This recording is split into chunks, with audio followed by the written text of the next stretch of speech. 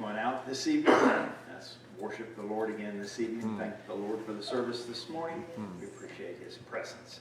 James is going to lead for us again. Let's get him going and sing together. Brother James.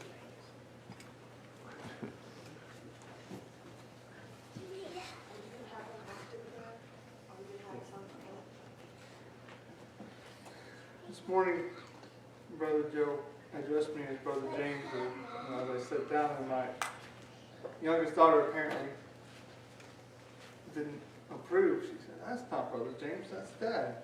I don't know if I would really appreciate Brother Joe calling me Dad from the pulpit, but in most circumstances. But anyway, that was her idea. I heard when they were playing this morning, I don't even remember the song they were playing, Sister Luana and Sister Vashti, and I heard Sister Vashti say, "Boy, that's an old song," and I don't remember what it was. So I decided that we'd sing some songs that I grew up singing. Maybe they're old and maybe they aren't. Maybe it depends on your perspective, but these are ones that I remember. Let's start with number 117. 117.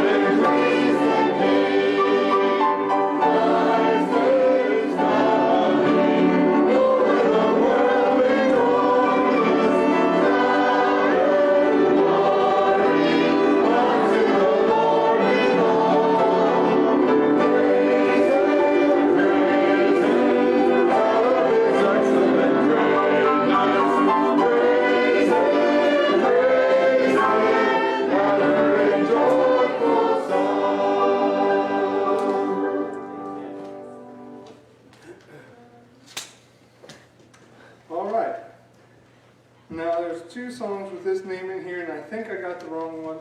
If not, we want the other page. But 124. I think it's the right one.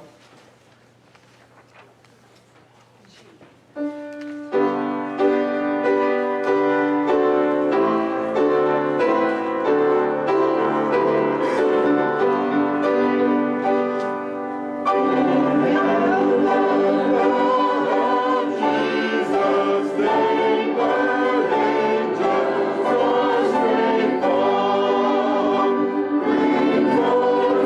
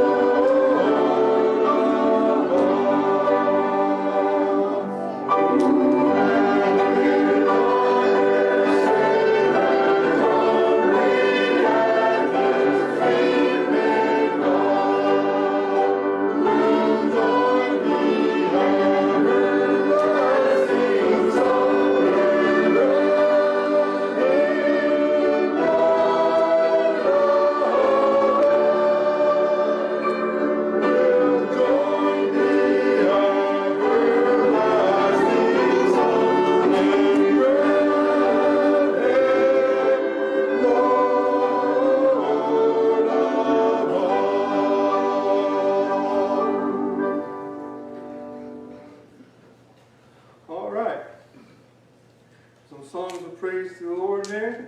This is another song that I remember as a boy. I particularly remember Sister Eleanor Howard out on the West Coast. This is one of her favorite songs to lead. 140. 140.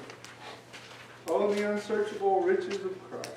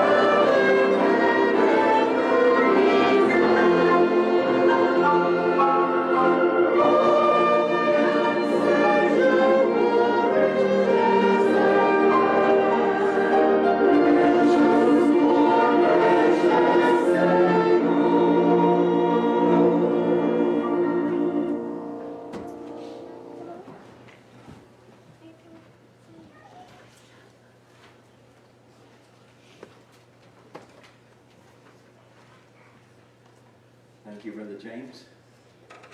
Daddy, if you're this little girl. So go to prayer this evening. Let's keep praying for the Hazelwood family. Praying for Herb Schreffler, David Lelf, Bob Vorse. Keep remembering those in prayer. The Bible school, public school, those that work in the public school, remember them. And our church for the week is Great Bend in Wichita. Remember them in prayer. Do you have a request for prayer tonight? Brother Joe, I talked to Cecilia this week. Okay. About David. Okay. She said that the the cancer has moved into his brain, and it's just a matter of time. She said he's picking through it, but she said there's nothing they can do for us. Okay. If you heard that, David Lelf, cancer has moved into his brain, and that there's really nothing they can do with it, so it's just a matter of time. But remember them in prayer. It kind of hits you more when you graduated with him. You know, in your class, it's kind of a little different, you know. Remember Cecilia, and I can't remember her last name, she lives up in Wichita. Okay, Her sister passed away from COVID. okay. Cecilia Rylander, does that sound right? That's Yeah, right. Rylander. Yeah, she's a little connection. Yeah, yeah. Her sister passed from COVID, remember them in prayer. Spoken requests? Yes. A lady I used to mow for, I do on and jobs for her. She called me probably 2 o'clock, said that this morning she fell off her back porch. She broke her nose and messed up her face pretty bad. She said nothing else is broken, but she needs a lot of work. Okay, remember Zeke's request for a lady he does odd jobs for. Fell off the porch, remember her in prayer. Yes. Our next door neighbor, his cancer has come back, and he had to have extensive surgery, and his name is John. Remember John, cancer, Really would yes. like to know that he's ready to go. Yes, that is right. Yes. All right, unspoken requests tonight, I'm sure that we have. Let's kneel together in prayer.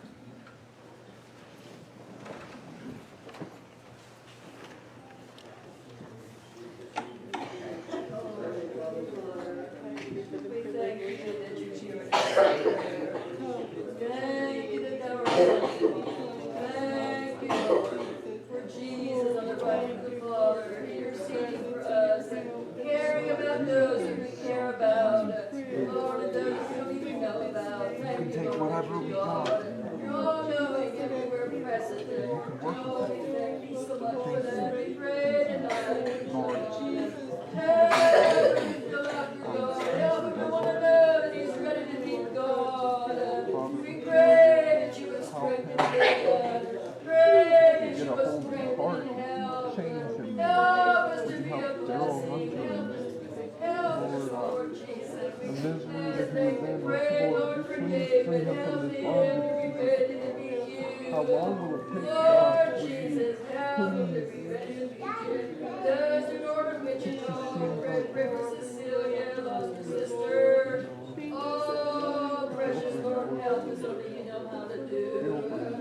Undertake with that precious woman. Help her, Lord. Please help her to pray and not forsake the way, but Lord, to keep pressing on. To keep pressing on. We ask it in Jesus' name. Help her, Lord. Pray, Lord, for these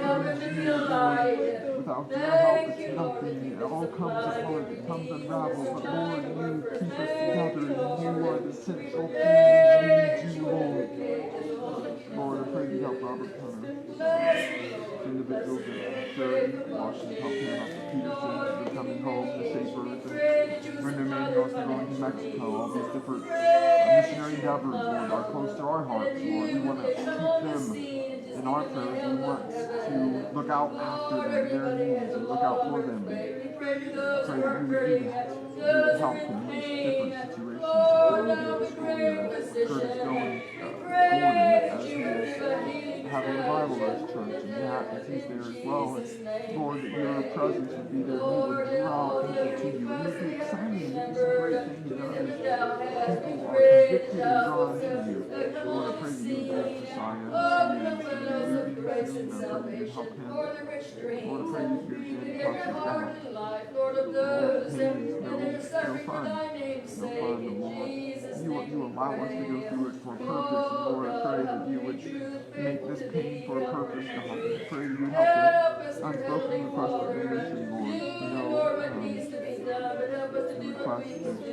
Patrick Help us to be have faithful and close to unspoken, Lord. You know prayer. what's on his heart. Thank Lord, you, the Lord. Hazelwood family, Lord. May this pain and this difficulty only draw them closer to you. Please help this lady that you should trust in prayer for. And John, who has cancer, that he would know you. We ask for your help in this service. In Jesus' name.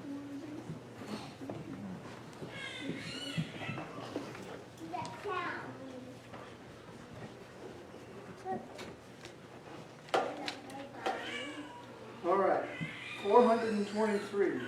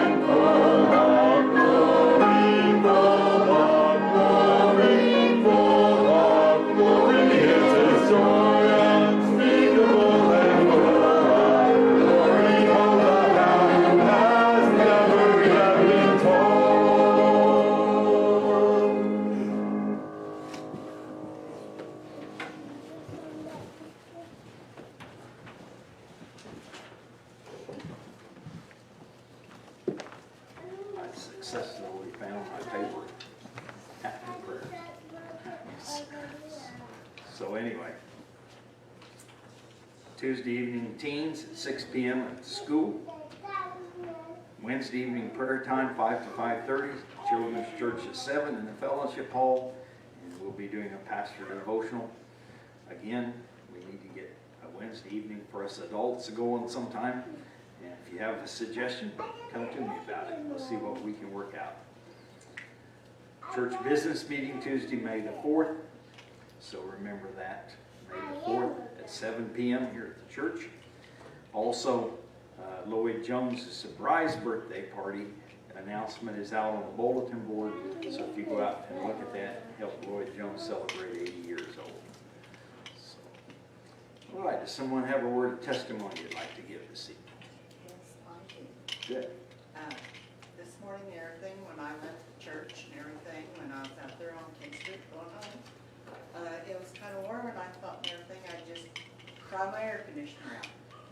Well, last year and everything, I was having problems with the car, and I really kind of consider it a way sometimes I am, still having a problem.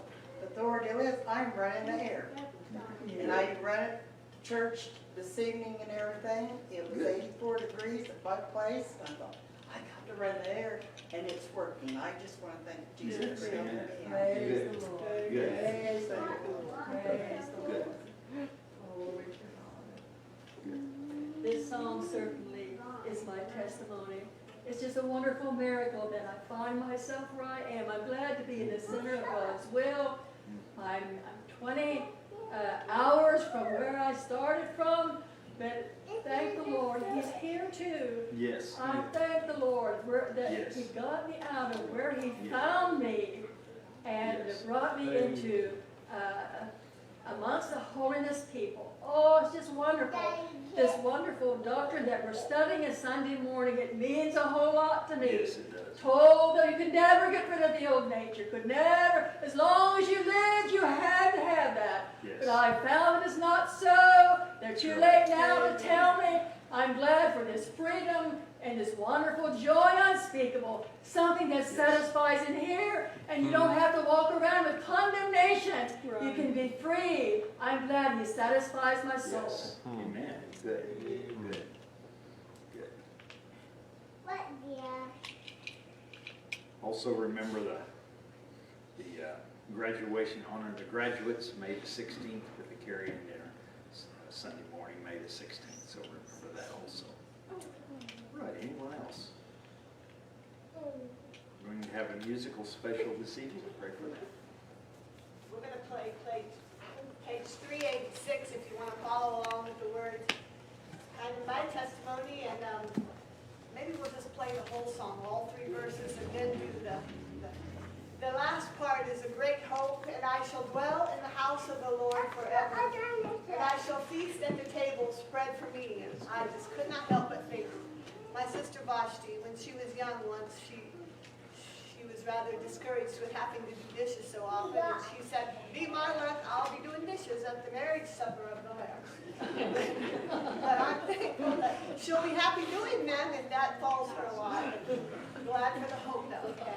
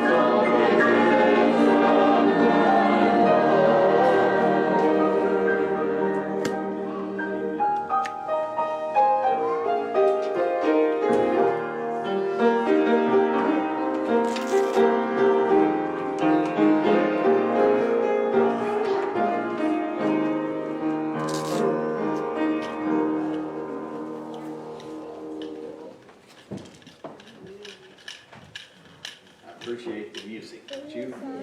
I really do. I can listen to it for a long time. Too bad we don't have where we can, CDs or something where we can listen to it regularly.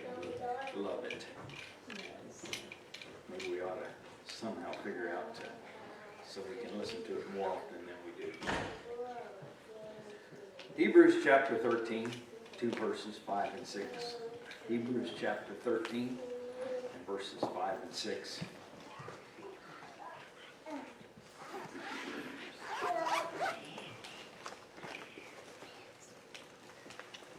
I want to probably approach this different than I've ever approached it before. I've never heard it approached this way. Maybe I'm in left field. I want us to think a little bit different on this verse tonight. Let your conversation be without covetousness, and be content with such things as you have. For he has said, I will never leave thee nor forsake thee, that we may boldly say, the Lord is my helper, I will not fear what men shall do unto me. Brother Melvin Schaefer would have told us that let your conversation be, and he would have told us that's our life. Let your life be without covetousness. What I want us to think a little bit tonight about is this thought. Is God sufficient for the future? Now, how do I tie that in with this? And it says, and be content with such things as you have. And I'm not going into a lot of that tonight. I just want us to think about this a little bit. Am I content with what I have right now? Do I have everything I need from God right now? I've heard all my life people say, well, I don't have dying grace, but when I get there, I think I'll have dying grace. Or I don't have dying grace. I do not have dying grace. I don't understand at this point in my life what dying grace is. I don't need dying grace right now. But I need to be content with my faith in God at this point. You see, what's tracking in my mind is this. If I'm constantly upset about what will happen in the future and how God's going to handle it and whatever God's going to do in the future, I'm not content living today. I hope you get my meaning with that. I can live contented today with confidence in God in the future. He says, I will never leave you nor forsake you. I'm your helper. We may boldly say, the Lord is my helper, and I will not fear what men shall do unto me. God is my helper. He's promised He'll be with me, never leave me nor forsake me. And I do not need to worry about what's coming upon us. I never thought of it till praying about the scripture for tonight. I never thought of it that way, really. Normally we think of being content with what we have. It's what we think we're holding in our hands. And we need to be content with that. We don't need to be covetous of other things. But am I pleasing to God if my whole thought pattern is, how am I going to make it through tomorrow? How am I going to make it through next year? How am I going to make it through the current administration? What are they going to do in the next administration? What am I going to do because the Democrats are in power? What would I do if the Republicans are in power? You know, let's put that both ways. The thought is this: does it really matter? Yes, I love my country. Yes, I hate to see it change. Yes, I think we need to be back to a God-fearing nation that puts God first. Yes, I think those things. But what are they doing in Washington? Does that change my faith in God? Does that say that I have no confidence that God can take care of me tomorrow? He will. His word is, I will never leave thee nor forsake thee. Never. I think sometimes we get hung up, I'll just say it the way I'm thinking right now. Sometimes we get hung up on the doctrine of once in grace, always in grace. And we think that You know, well, if I do something wrong, God's going to leave me. Is he really? We may leave God. But that same God that we say may be leaving us will be standing right there at our door knocking to try to pull us back in a right relationship with him. And so I do believe that we can leave God, that we can walk away from fellowship with God. But at what point do we believe that God can say, well, I'm through with you because of what you've done? I don't think that happens. You say, do you fully believe that? Do you really believe that when he says, I will never leave thee nor forsake thee, that he actually means it that way? I better believe he means it that way, hadn't I? I suspect every one of us has times that we have worries about something. That's because we're human, and then because we're probably made that way, and we probably will have concerns for the future. It's just probably that way. But don't let them undo us in the present. I think it would be wisdom on all of us to plan for the future, especially our eternal future. That we need to plan for. But I don't think, well, some of the missionaries, my brother John, when he came back from New Guinea, he said, they just think different over there. If they need to eat, and that's fine, that's fine, I'm not criticizing them whatsoever, but he says, if they need to eat 3 times a day, they'll go to the store 3 times a day. Some of them will, or you know, whatever their circumstance is. Don't plan ahead with things. Don't buy things ahead. I think there is some value in doing that. But I also believe there is great value in saying, I trust the Lord for the future. Now, I don't mean to be stupid with it. I don't mean to be silly with it. I don't mean to use unwise things with it. Don't say, well, I'm not going to do anything about tomorrow because the Lord's going to take care of me. I'm not necessarily saying we shouldn't do what we can. We should. But I can trust Jesus tonight because Jesus said, I'll never leave you nor forsake you. There is no need for me to wake up some morning and say, well, the government's done it and therefore God's not going to help me today because it's too bad. God won't help me because it's too bad. That's never, ever going to happen.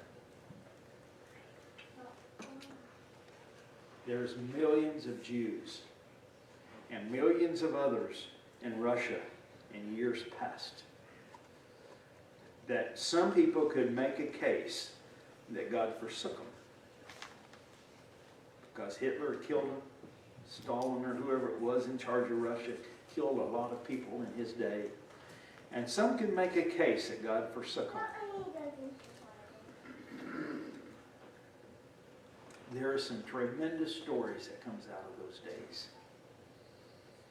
And if we could hear the testimony of a lot of those people that their lives were taken during that day, we would find out that we would hear a tremendous amount of testimonies where God never forsook them. We can, and I can't, okay? I started to say we could read Fox's Book of Martyrs. I can't. It just, that's not the type of reading that I can handle.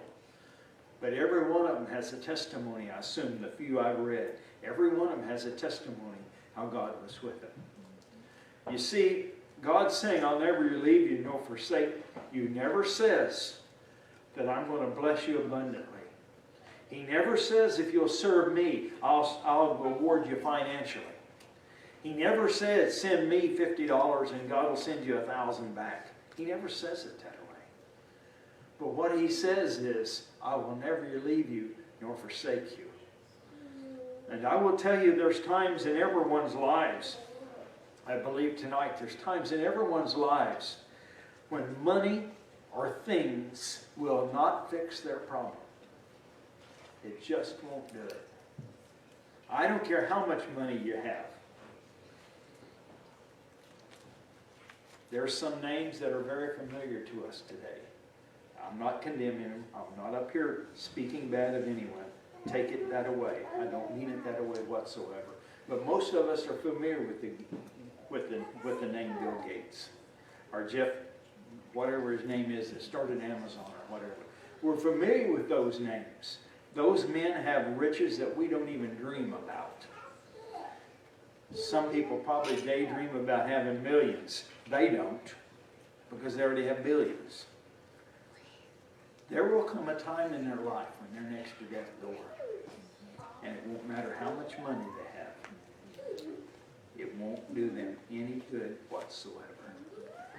And they'll come and stand before God someday in judgment. And they can say, Lord, I made this many hundreds of millions, billions, or whatever it is. And unless they've accepted Christ and have a right relationship with Him, His words was, I don't know you. There comes a time when things that we can gather around about us makes no difference in our life. But I will tell you this, those that have nothing, so to speak, of this world's goods, and some people I have known have been that way, very little of this world's goods, but they have a testimony that brings tears to my eyes because I know they know the Lord Jesus Christ, and they have something more important than others have. And those people that have that kind of testimony are contented today. Not contented because they wouldn't have liked to have something more, maybe. Not contented with maybe all of their situation, but contented in the Lord. And that's where we need to learn to live, is contented in the Lord. Not only that, the Lord said, I will supply all your needs according to His riches and glory. I will do that for you. Now again, He doesn't say, you need a huge bank account and I'm going to supply you. He may have done that for some people. But He doesn't have to do that for us. And a lot of times He doesn't do it that way for us. The reason I say He may have done that for some people is there are some people that God has used to support His ministry. And He knows who He can do that with. And He's done it. I'm not going to say who, but one person passed away and another minister asked me, they give so much, do you think there was anything left? I happen to know there was. But the idea was this. They'd done what God wanted them to do, and God allowed them to have it because He knew it was His, not theirs. Be content with such things as you have. I know of no greater contentment than to have the smile of God upon me. That's the most contented thing that there is. Most of us have little ones. If you have grandchildren, you know what I mean. But most of us have little ones. And there's something about those special little guys that can make comments or do the right thing or say the right thing or do the right action that'll fill your heart with joy. Sometimes you want to swat them a little bit too, and I don't mean that as child abuse either. But at the same time, there's a contentment in it when they do that. I love the sayings of little children. I did not personally see it, but my brother Larry said, did you see Joel Wagner's post? No, I did not see Joel Wagner's post. They have some children that are afflicted with Down syndrome. And one little boy, his mom was trying to get him to eat oatmeal. And he did not want oatmeal whatsoever. And she says, well, Grandma, which would have been her, Rita's grandma, she said, Grandma liked it on toast. And this little boy that has Down syndrome, he says, and she's dead too, isn't she? That just cuteness, it just thrills you when somebody says something like that. It's just really neat, isn't it? And I will tell you, the things that bring real contentment to your heart is the things, not necessarily of money, but the personal contact with other people and with God is what will bring you contentment. It's a joy to serve the Lord. It's contentment to serve the Lord. I look around at others. Okay, I'm not old. Don't chalk me up to that. I'm not old. But I look around at others my age. That they may look old, but others my age. And I say, Lord, not only do I thank you for the health that you've given me, but I thank you for the life you've allowed me to have.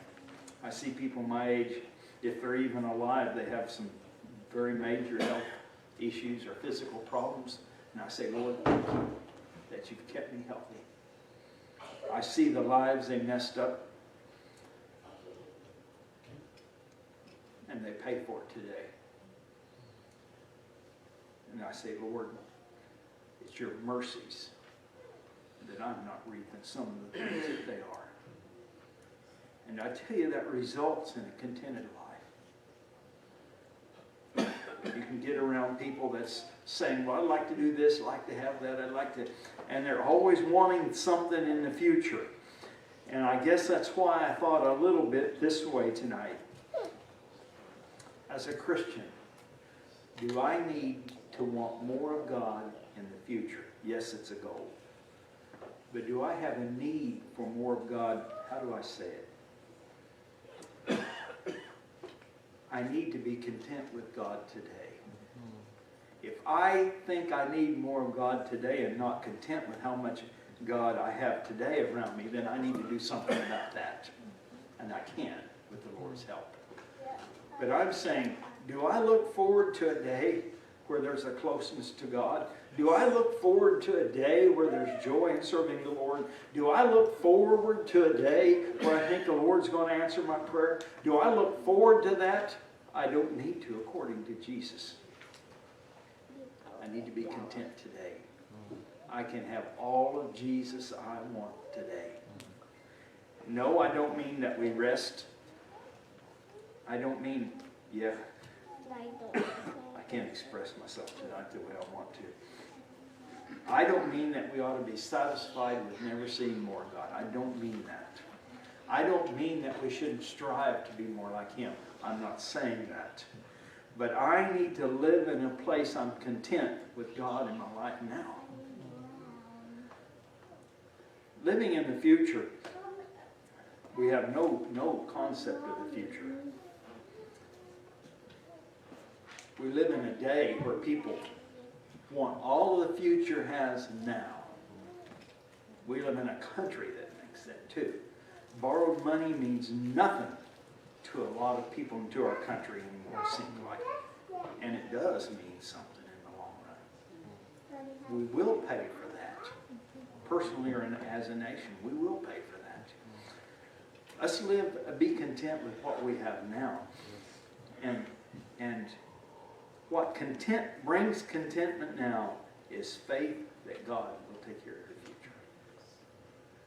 If we're fully convinced that I will never leave thee nor forsake thee, we can be content today. Let's stand together this evening. Each one of you are here, and we worship together. We appreciate that. Eldon Hunter, would you dismiss us in